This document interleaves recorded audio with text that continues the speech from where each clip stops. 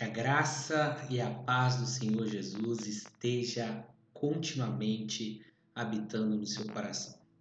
Hoje eu quero ministrar uma palavra específica para os homens que está baseada no que está escrito em 1 Timóteo, capítulo de número 2, versículo de número 8. Lá, a palavra de Deus diz exatamente o seguinte: 1 Timóteo, capítulo 1, verso de número 8. Quero, pois, que os homens orem em todo lugar, levantando mãos santas, sem ira nem contenda.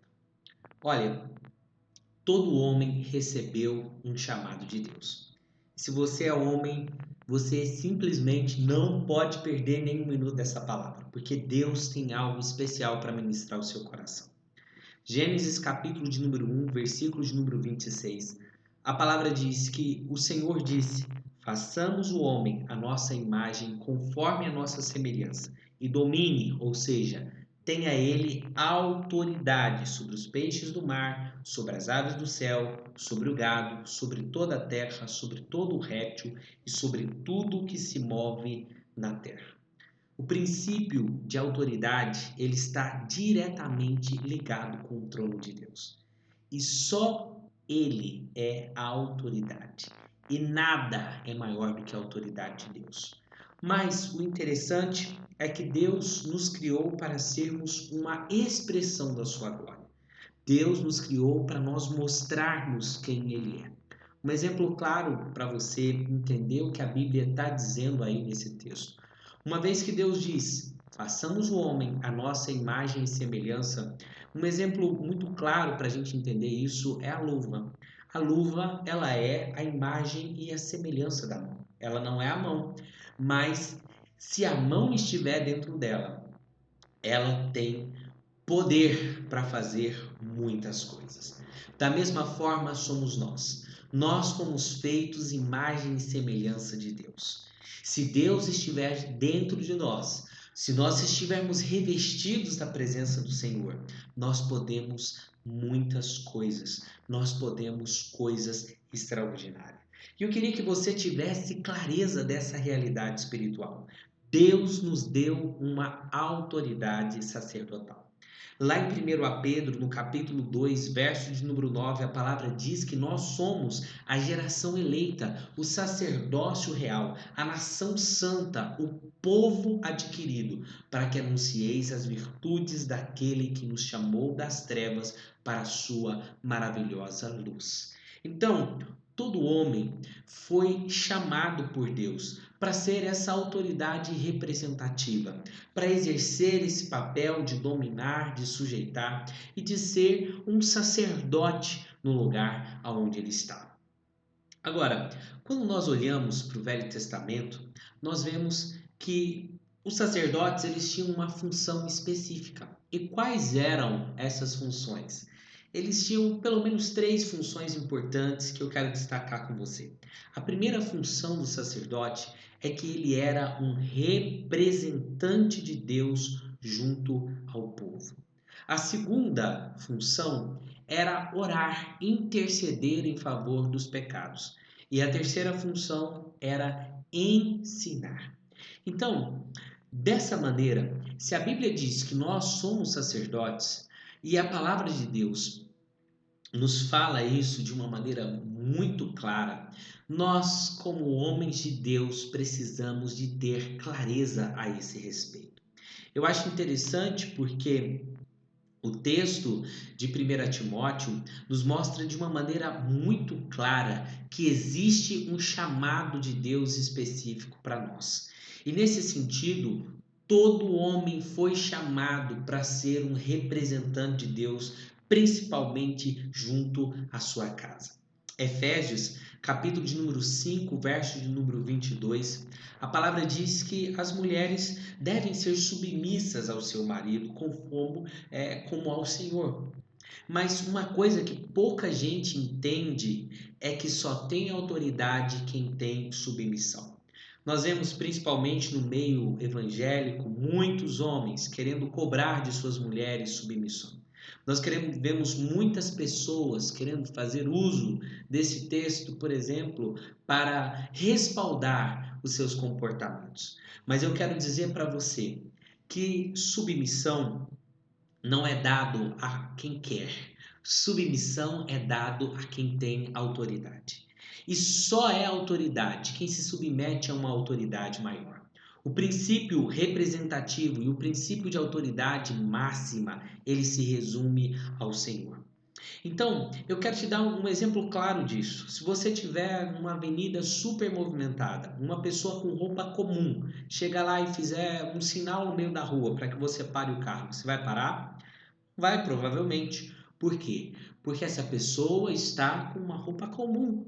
E ela, uma vez que está com uma roupa comum, não está revestida de autoridade. Agora vamos mudar o exemplo.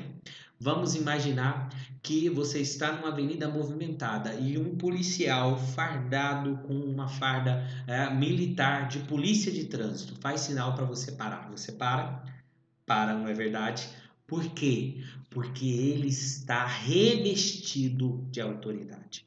Sabe, homem, você foi chamado por Deus para representar o Senhor na sua casa.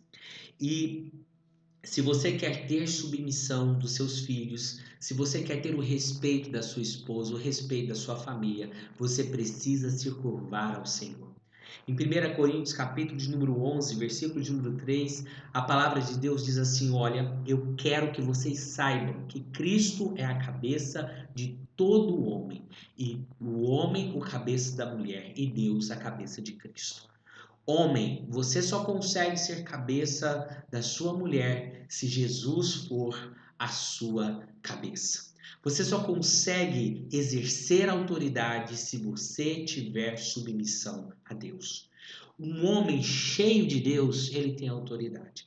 E autoridade é diferente de poder, porque muitas pessoas tentam conseguir submissão, tentam conseguir respeito pelo poder. O que é o poder? É você tentar forçar, coagir alguém a fazer a sua vontade, na base do medo, na base da barganha, na base da pressão.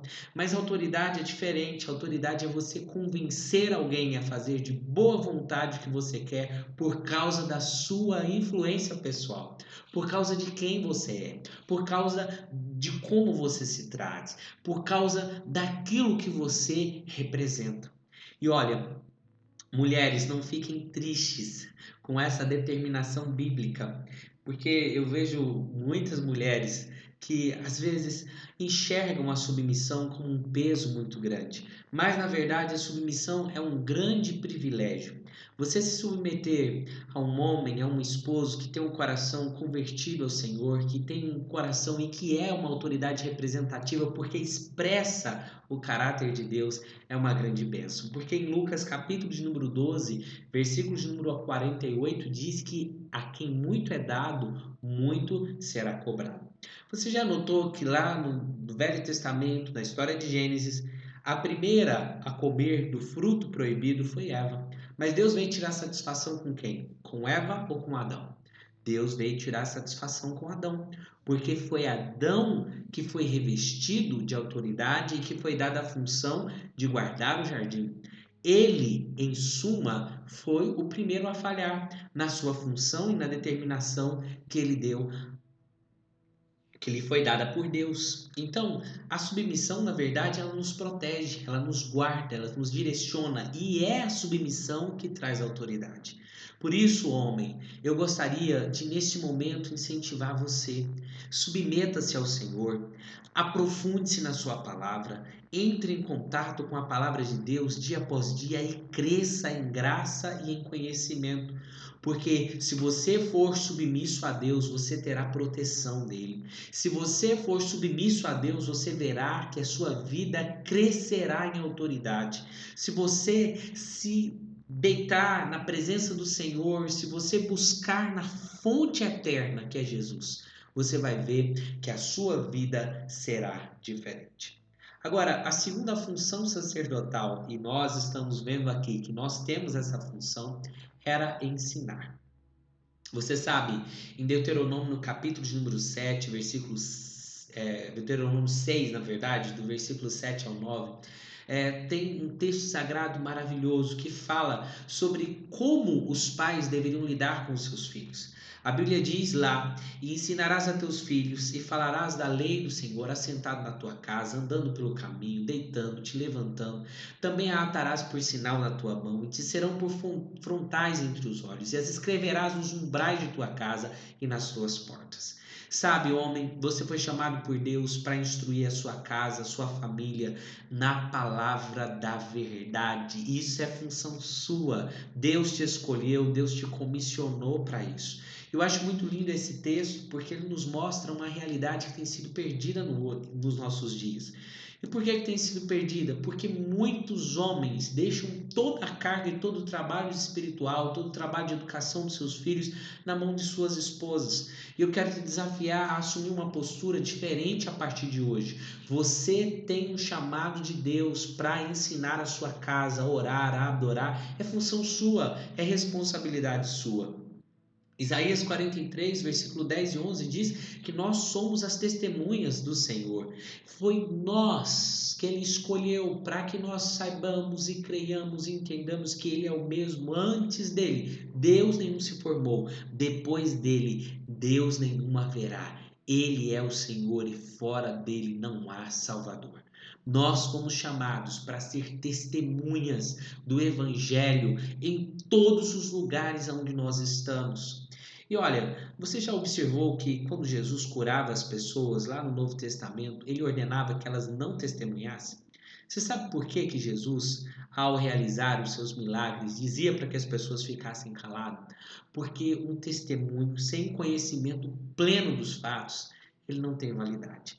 O testemunho só é válido quando você é capaz de apresentar provas. Se você chegar diante de um tribunal, se você chegar diante de um juiz e disser, olha, eu acho que foi assim, esse testemunho não tem veracidade. Um testemunho verdadeiro, ele precisa de ser acompanhado de ações. E é por isso que lá em Atos, capítulo de número 1, verso de número 8, Jesus disse para eles, olha, primeiro vocês vão ficar em Jerusalém. E vocês vão orar, e vocês vão receber poder do Espírito Santo que vai descer sobre vocês. E só então vocês serão testemunhas, tanto em Jerusalém, como na Judéia, Samaria e até os confins da terra. Por quê? Porque a partir daquele dia eles estavam habilitados a dar testemunho. Porque o testemunho deles era acompanhado de obras, de milagres, de realização. E é isso que Deus quer que aconteça na sua casa. Que você seja uma testemunha viva dentro do seu lar do poder de Deus, da manifestação do Espírito Santo. Você foi comissionado para isso. E o terceiro ministério de sacerdote, e aqui eu quero me deleitar com você, era orar e interceder. E pasmem, embora ao longo dos séculos as mulheres cristãs tenham sido reconhecidas por sua vida de oração, esse papel de orar, de interceder, ele é atribuído ao homem. Você olha que coisa poderosa. 1 Timóteo 2,8, que foi o texto que nós lemos, diz: quero que os homens orem em todo lugar, levantando mãos santas, sem ira nem contenda. Se você tiver curiosidade de ler esse capítulo inteiro, eu quero que você tenha, você vai ver que para as mulheres Timóteo disse outras coisas. Ele deu outras orientações, mas ele foi bem específico em dizer que nós, homens, devemos orar em todo lugar, levantando mãos santas. E a oração, irmão, ela tem um poder sobrenatural. Homem, você foi chamado para interceder pela sua casa, para levantar as suas mãos e orar pelos seus filhos, orar pelas suas esposas. Você sabe, nós perdemos muitas bênçãos porque nós nos calamos. A oração é um meio de nós nos comunicar com Deus. A oração é um meio de nós estabelecermos uma linha direta com o céu. E se você tiver o coração de clamar a Deus, de apresentar a sua casa, de colocar a sua família na presença do Senhor, você vai ver que grandes coisas acontecerão. A oração, ela tem muitos efeitos. E eu gostaria de te apontar alguns deles aqui com base na Bíblia para te incentivar a ser um intercessor. A primeira coisa que eu quero te dizer é que a oração nos protege da ansiedade. Filipenses capítulo de número 4, versículo de número 6, a Bíblia diz: olha, não estejais inquietos por coisa alguma, antes as vossas petições sejam em tudo conhecidas diante de Deus por meio da oração e súplica com ação de graça. Quando você ora, você transfere. Isso é algo poderoso. A oração é um instrumento de transferência de pressão. Eu tenho visto nos nossos dias muitos homens cansados, sobrecarregados, sem saber o que fazer. Transfira ao Senhor as suas cargas, transfira ao Senhor as pressões da sua vida através da oração. Dobre os seus joelhos no seu quarto, fale com Deus. Diante de uma discussão, diante de uma crise financeira, diante de uma dificuldade, procure a orientação do Criador. E você vai ver que grandes coisas vão acontecer na sua vida. A oração, ela também tem o poder de nos livrar da tentação. Mateus 26, 41 diz assim: olha, vigiai e orai para que não entreis em tentação, porque na verdade o espírito está pronto, mas a carne está fraca. Existem muitas pessoas caindo em muitas situações, simplesmente porque deixam de orar, de clamar ao Senhor. Eu me lembro de uma situação que nós recebemos na nossa casa um pessoal que veio com uma proposta muito boa, trazendo, né, uma série de benefícios e mostrando uma possibilidade ali de ter ganhos muito elevados. E aí naquele momento, né, ali nós falamos com Deus e pensamos, olha, só se for de Deus, porque tá tão bom para ser verdade. E quando a gente falou com Deus, naquele momento a máscara caiu e nós evitamos de levar um prejuízo. Você sabe, se você falar com Deus, o Senhor te responde. Deus, ele te direciona nos mais mínimos detalhes. Ele conduz a sua vida de uma maneira sobrenatural. Agora você precisa falar com Deus, porque a oração, ela é um testamento, ela é uma autorização que você dá para Deus agir, para Deus operar na sua vida. O mundo espiritual, ele é regido por leis, ele é regido por princípios, e Deus não entra em causas em que ele não foi convidado. A oração é um meio de você nomear a Deus, de você dizer a Deus que ele tem liberdade para operar na sua vida. Agora, o poder da oração e dos que obedecem a essa instrução de orar em todo o tempo é algo sobrenatural. Lá em 2 Crônicas, capítulo de número 20, verso de número 4, conta a história do rei Josafá. O rei Josafá, ele estava em uma situação terrível, em que um inimigo muito numeroso veio contra ele. E a Bíblia diz que ele ajuntou toda a cidade para pedir socorro ao Senhor. E ele se colocou de pé no meio da congregação para falar com o Senhor.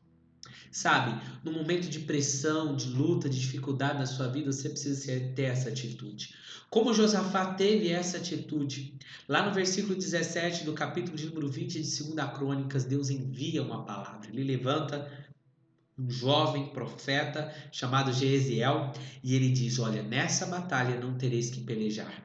Postai-vos, ficai parados e vede a salvação do Senhor para convosco. Ó Judá e Jerusalém, não temas, nem vos assuste. Amanhã saireis ao encontro, porque o Senhor está conosco. Olha que poderoso, essa é uma realidade que você pode viver na sua vida.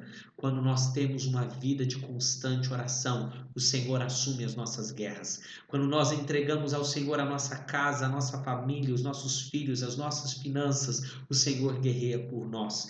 E eu quero incentivar você a fazer isso hoje, agora, a parar de ficar reclamando, lançando palavras ao vento, buscando conselhos vazios, atrás de um, de outro, e a entregar-se ao Senhor, a confiar no Senhor, a lutar com as forças e com as armaduras que vêm da parte de Deus. Você sabe, quando nós agimos, nós colhemos o fruto do nosso trabalho, mas quando nós oramos, nós colhemos o fruto do trabalho de Deus. Daniel, capítulo 6, versículo de número 10, nos mostra essa realidade. Daniel, quando soube que tinham feito um decreto, ele orava 3 vezes por dia e ele dava graças a Deus. E ele fez isso da mesma forma que ele fazia. O inimigo lançou um decreto que garantia a sua morte.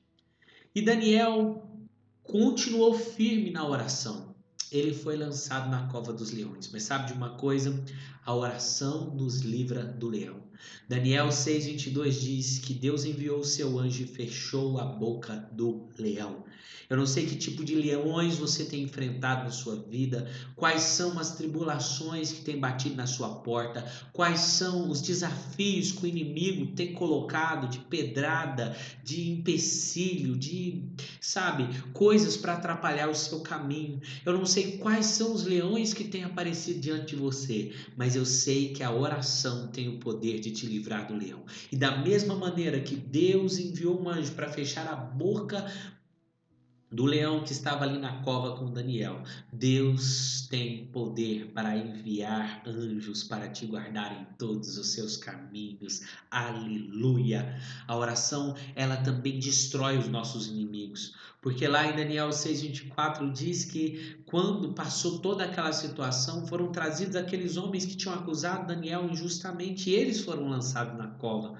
A oração muda decretos, porque se antes o decreto era contra Daniel, depois da oração o decreto passou a ser a favor dele, a ponto do rei dizer que da parte dele era feito um decreto que perante o qual em todo o domínio do reino os homens tremam e temam perante o Deus do Daniel, porque ele é o Deus vivo. A oração, meu querido, quebra maldições na sua vida. A Bíblia conta lá em 1 Crônicas, capítulo número 4, a história de um homem chamado Jabes. Jabes tinha nascido na tribo de Judá, que é uma tribo que tem nome de alegria, mas mesmo assim ele recebeu um nome que significava sequidão, deserto. Mas a oração tem o poder de mudar a história. Jabes, que tinha esse nome, que carregava essa carga maldita em si, ele clamou ao Senhor, e porque ele clamou ao Senhor, Jabes se tornou o homem mais respeitado de toda a sua casa. Jabes recebeu uma dádiva da parte de Deus. 1 Crônicas 4:10 diz que porque Jabes invocou, orou ao Deus de Israel, dizendo: Senhor, se me abençoares muitíssimo, e meus termos ampliares, e a tua mão for comigo, e fizerdes que o mal não me seja afligido, eu lhe serei grato. E Deus lhe concedeu o que tinha pedido. Ele pediu a bênção de Deus, recebeu prosperidade, recebeu presença e proteção. Eu não sei que tipo de coisa que você tem acompanhado, que tipo de carga que você tem carregado com você, mas eu sei que oração quebra maldições na sua casa, na sua família, na sua vida, na vida dos seus filhos. A oração muda a história. A oração, ela também nos capacita para obedecer a Deus e cumprir o nosso propósito. Mateus 26:39 diz que um pouco mais adiante prostrou o seu rosto orando, dizendo: Pai, se for possível, passe de mim esse cálice, todavia não seja feito o que eu quero, mas como tu queres. Jesus, por meio dessa oração, recebeu capacitação do alto para cumprir o seu propósito. Sabe, às vezes nós temos situações na nossa vida que não são fáceis de realizar, que não são fáceis de tomar determinadas decisões, mas se você, no meio da sua angústia, clamar ao Senhor, você receberá capacitação para obedecer, você receberá sabedoria e resistência para suportar os traidores e para expressar o caráter de Deus. E se Jesus tinha uma vida de oração, nós também precisamos ter, porque essa é a orientação da palavra de Deus. Filipenses capítulo 2, verso 5 diz que precisa existir em nós o mesmo sentimento que houve em Jesus, que sendo em forma de Deus, não teve por usurpação ser igual a Deus, mas ele esvaziou-se a si mesmo, tomando forma de servo, fazendo-se semelhante aos homens, e achando na forma de homem, ele humilhou-se a si mesmo, sendo obediente até a morte de cruz. E por isso ele recebeu um nome que é sobre todo nome, para que ao nome de Jesus todo joelho no céu, na terra e debaixo da terra e toda língua confesse que ele é o Senhor. Agora eu quero destacar para você que a oração, ela não é só petição.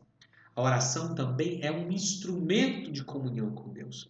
É por isso que Romanos 8:26 diz que da mesma maneira o Espírito nos ajuda na nossa fraqueza, porque nós não sabemos como havemos de pedir, mas o Espírito intercede por nós com gemidos inexprimíveis. Você sabe, a palavra ajuda aqui no original, ela significa pegar firme com. Significa que quando você, aí na sua casa, aí na sua vida, aí no seu dia a dia, decide orar, decide falar com Deus, o Espírito pega junto com você. O Espírito assume as causas junto com você. O Espírito passa a agir junto com você. Você pode até tentar pegar sozinho ou ter Deus ao seu lado. Só depende da oração. Você pode tomar essa decisão hoje, se você quer caminhar sozinho ou se você quer caminhar com Deus. Para caminhar sozinho é simples, é só você tomar suas decisões, fazer suas escolhas e assumir as consequências pelos resultados. Mas para você caminhar com Deus é mais simples ainda. Basta você dobrar o seu joelho e colocar diante de Deus as suas necessidades, porque Ele tem prazer em te ouvir. E você sabe, a maior preocupação do diabo é afastar os cristãos da oração. O diabo não teme os estudos, ele não teme o trabalho, ele não teme a religião daqueles que não oram. Ele ri da nossa labuta, ele zomba da nossa sabedoria, mas ele treme quando nós oramos e nos colocamos posicionados no mundo espiritual. Eu quero desafiar você a assumir um estilo de vida de oração, porque os homens podem até desdenhar dos seus apelos. As pessoas podem até rejeitar a sua mensagem. As pessoas podem se opor aos seus argumentos. As pessoas podem até te desprezar, mas ninguém pode fazer nada contra as suas orações. Orar antes de fazer alguma coisa é dependência de Deus. Orar depois é gratidão. E orar sempre é comunhão. Que Deus te dê a graça de ter uma vida plena, cheia da presença, da glória e da unção do Senhor. Que a partir de hoje você assuma um estilo de vida que leva em consideração a oração. Homem, você foi chamado, você foi escolhido e Deus é com você. Fica na paz, que o Espírito Santo te abençoe e que você tenha resultados extraordinários na presença de Deus. E já que nós falamos tanto sobre oração aqui, eu não posso finalizar esse vídeo sem orar por você, sem abençoar a sua vida. Senhor Jesus, eu peço a Ti que o Senhor alcance essa pessoa onde ela estiver. Que o Senhor derrame sobre ela uma unção especial da Tua parte. Que a vida do Senhor flua através dela. Que o Senhor confirme as palavras ministradas e que o Teu poder possa se aperfeiçoar na vida desse irmão, dessa irmã, de maneira sobrenatural, em nome de Jesus. Amém.